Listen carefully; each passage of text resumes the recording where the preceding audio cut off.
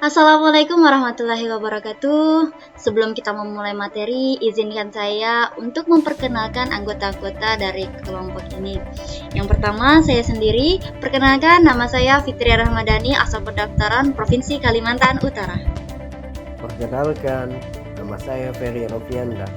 Saya berasal dari Provinsi Kalimantan Barat.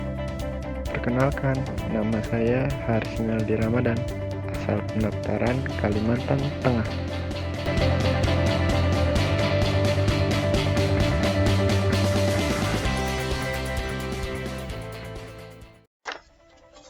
Baiklah, kita akan masuk ke materi, di mana kesempatan kali ini kita akan membahas mengenai korupsi. Apa itu korupsi? Penyebab korupsi itu apa?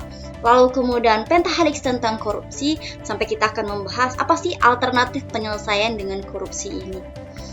Selanjutnya, kami akan membahas tentang apa itu definisi dari korupsi itu sendiri. Korupsi ialah menurut Undang-Undang Nomor 31 Tahun 1999, korupsi adalah tindakan setiap orang secara melawan hukum, melakukan perbuatan memperkaya diri sendiri atau orang lain, atau suatu korporasi yang dapat merugikan keuangan negara ataupun perekonomian negara. Teori sebab korupsi, yang mana pertama, bila ada kesempatan akibat kelemahan sistem atau kurangnya pengawasan dan keinginan yang didorong karena kebutuhan atau keserakahan. Teori Ghosn, faktor penyebab korupsi adalah keserakahan, kesempatan, kebutuhan, dan pengungkapan. Teori CDMA, terjadi karena faktor kekuasaan dan monopoli yang tidak dibarengi dengan akuntabilitas. Teori Triangle Fraud, mengapa orang korupsi, yaitu adanya tekanan dan rasionalisasi. Menurut metode pentahelix ada 5. Yang pertama, akademisi. Kurangnya pihak akademisi dalam memberikan pengetahuan kepada masyarakat tentang korupsi. Kedua, bisnis. Kurangnya komitmen para pengusaha dalam membantu negara terhadap perencanaan anti korupsi di usaha. 3. Masyarakat. Kurangnya kesejahteraan, ketidakpuasan dengan apa yang didapatkan, serta kurangnya pemahaman tentang dampak korupsi yang akan terjadi. Keempat, pemerintah.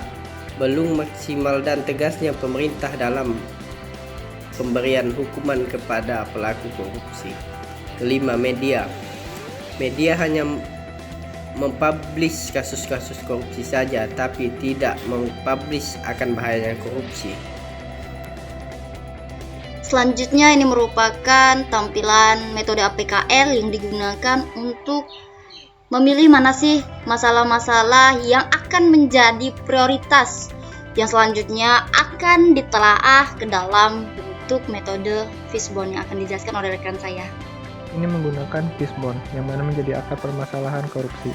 Dapat kita lihat muncul beberapa tulang permasalahan.